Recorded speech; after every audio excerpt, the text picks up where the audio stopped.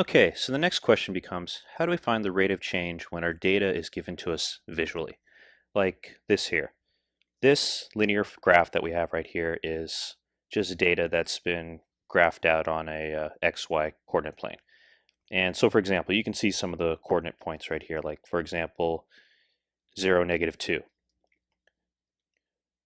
Down here we've got, let's see, -2, -5. Up here we've got 2, 1, and here's one more.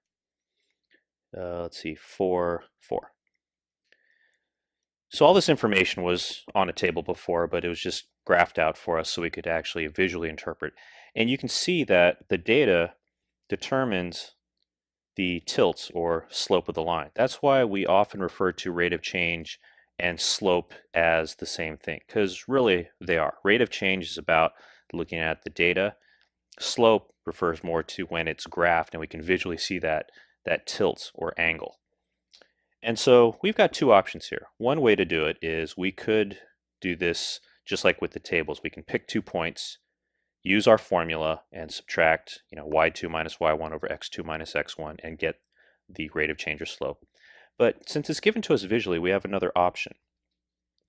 And that option is to just physically count the rate of change, or in this case, slope. Now slope, I'm sure at this point you've also heard of that slope is dictated by what's called the rise and the run. How far do you rise up and run across to get from one point to the next? And this connects to our formula because rise and run are found with our typical rate of change formula, y2 minus y1 over x2 minus x1. And so whether we use the formula or we just calculate by counting the rise and run, it doesn't matter. We'll get the same answer in either case. So in this case, let's try it visually. Here we've got our 4 points, but we only need 2. And again, the nice thing is you can pick any 2 you want. So for example, I might choose to use this point right here and this point right here. So to find the rise, which is the change in y, because y controls vertical motion, I just count. 1, 2, 3, 4, 5, 6. So I went up 6 spaces, and since I'm going up and not down, that'd be positive 6, over my run coordinate, which is my x coordinates because it controls horizontal motion, it would be 1, 2, 3, 4. And just like on a number line, we're going to the right, so that'd be positive 4, which means my slope is 3 over 2. So visually, all you have to do is count spaces. How far up or down do you go?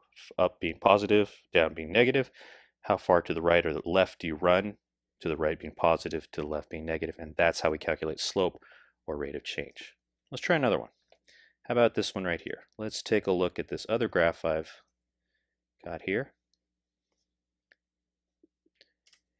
And let's see what we can do with it.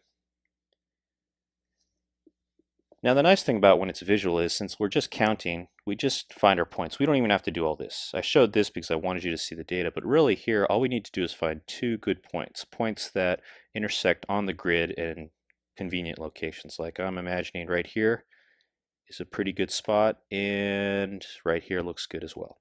We're just going to use those 2. And so again, what we're trying to find here is the slope or rate of change. Now the other question becomes, well, which one's the first point, which one's the second one? Now you'll notice I marked this one first and then marked this one second. So I think I'm going to tackle it in that way. We'll make this point number 1 and point number 2. And so in this case, to get from here to there, it would be a rise. In this case, rise is kind of a weird way to say it, but we're rising down, which makes that -2. So a rise of -2, and then a run to the right of positive 5.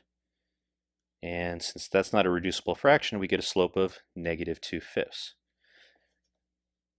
Now, one last thing. What if I had done it the other way? What if I had put this point first and made this 1 and made this point number 2? Well, the nice thing is it wouldn't have changed. I still, to get from here to there, I'd have to rise. Now in this case, I'd rise +2. I'd go up 2 spaces. But then I'd have to run to the left 5 spaces. And since to the left is negative, it'd be negative 5. So my slope would be 2 over negative 5. But whether I say it like this first case or the second case, the slope is still negative 2/5. It doesn't really matter where that negative is. All right, and that's how you find slope or rate of change using your data as a visual graph.